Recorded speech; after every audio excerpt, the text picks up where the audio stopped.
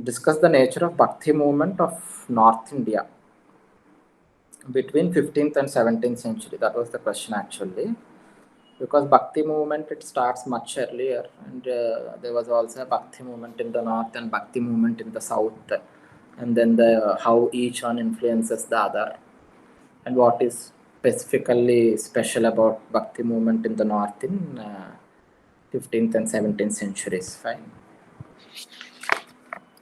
Anyone like any insights into it? Sir, so I wrote the main features of nature of Bhakti movement, like they did not believe in superstitions and ideal worship, and they emphasized on unity of all religions. Fine. Okay. So all those features, like they opposed caste system, they did not use Sanskrit language but local languages Oh, to oppose the Brahmanical domination, and they showed devotion through singing in temples, gurudwaras, and all. yeah. Fine. Yeah. Yeah. That's nice. And few important leaders of Bhakti movement, I mentioned about them, like Chaitanya, Kabira, Guru Nanak, and all. Okay. Okay. Fine. Yeah. Yeah. Yeah. That's how broadly, like, yeah, it is. I mean, you have got that understanding of it. Only a kind of little structuring of it would be sufficient. That's nice. A good attempt. So, so we have here asked about the nature of the Bhakti movement. Fine. So that's introduction. Like, this is not required. The example explain the factors responsible, divergent views, indigenous plus foreign rule. Fine. Okay, not a single movement. And that is, I mean, the introduction I have given to give you an example of how it has actually emerged, how the Bhakti movement has emerged. So it's a kind of, you see, when Bhakti movement, when the Mughals, especially in 15th century, have come, there are already some existing kind of movements going on already. The Bhakti movement have started long back, and some sects have come up also, like the Nath Bhakti movement and all. And when these people, they have come with their own religious beliefs, there is like already in the north there is existing kind of this North Indian Bhakti movement, which started in 200 BC, that 200 AD, that's going on. And and also the South Indian Bhakti that is going on, that's the Nayanars and Alvars. And also there are some other heterodox sects, like various kinds of, I mean, not the so popular sects. And when the Mughals come with their own set of beliefs, there's an integration of all these things. And they also understand, right, like you can't outrightly impose impose your religious beliefs or all these things on people. And that's how, like, some other amalgamations takes place, and the king will not be outrightly against it. You see, that's where you see many of the Mughals or the kings, they have patronized Bhakti saints, and each, especially when you come to Mughals, each emperor, he has got a kind of affinity towards one or the other.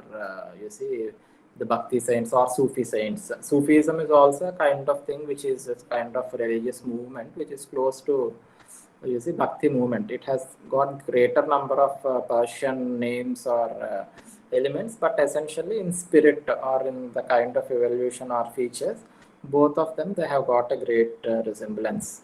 And that's how the king also patronizes, you see, various trends, because religion is an important aspect of the social life of people, and to keep the society cohesive and, you see, uh, sane, certain kind of religion is required. Also, to keep insane, religion is very much required. That's what's happening. The religion is called the opium of masses. So it can be used either way, and it cannot be used also. We don't know a society without religion. I don't know. China might be. Then Corona will come. We don't know. But we don't know how people will be without religion or faith. But religion, in most of the history, it was used to maintain a social cohesion. It was used to wage wars. It was used to create violence and all. But the best part of Bhakti or Sufi movements, you see, this is one very prominent aspect was religion has been used to really bring about a social cohesion. Social evils or norms, fight, all that. So that is the essential thing of Bhakti movement. If something you can, you see, feel good about Indian history or something good in history, in religion, in facet of religion, it's definitely Bhakti movement and Sufi movement, which has got, and Upanishads, which has got good sense. So then we will discuss about, this is the background of Bhakti, how it has evolved. We can go into the details of it later. That's the background. So from the background, you understand that it's a liberal approach towards religion, obviously, right? You see, stringent representation of religion is where you have only one God, one philosophy, or very rigid systems and all. But when this is the background, and when even the political dispensation has got an affinity or understanding towards it, then the features of such a movement will also be like what I have mentioned, nature and features. It's not a single movement. You see, there are various movements in Bhakti. There are various gurus, various orders, various people who have propagated Bhakti movement.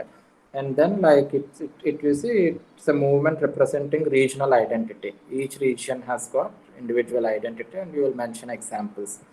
And then each had its own socio-cultural and his cultural context, socio-historical and cultural context. For example, you will mention, like you see, when you mention about Kabir, he is you see, he is interested in Ram, Lord Ram, and Nanak.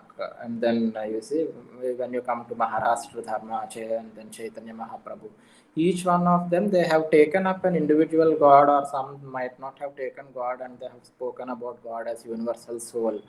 And in each of their school, they have imbibed their own, you see, local cultures and the historical context. And there's a great diversity in it. So those are the cardinal features of Bhakti movement. It's not a single movement. It has got various forms. It has got regional identity. It has got its own socio-cultural and socio-historical and socio-cultural context. And you can speak about other features, like it speaks about religious equality and common ideals of all forms. And then other features includes Suguna Bhakti, Saguna Bhakti, Nirguna Bhakti. You see, Nirguna Bhakti is something where they worship a formless God. Saguna Bhakti is something where they worship a God with form. And again, in that you have Krishna Margi, Rama Margi, Dharakaris and all. So these are all the examples that you can write. I'm just saying like how you have to approach this question. And these are the features. These features you will get it imprinted in your, or they'll come naturally to your brain when you understand the background of it. You see how actually Bhakti movement has come, what is the political background, what is the social background, and all that. Once that is imprinted, then it will be easy for you to bring about the features. And examples part, that lots of work has to be done, memorization and all that. Fine, that's how you approach the question. Yeah, the next one.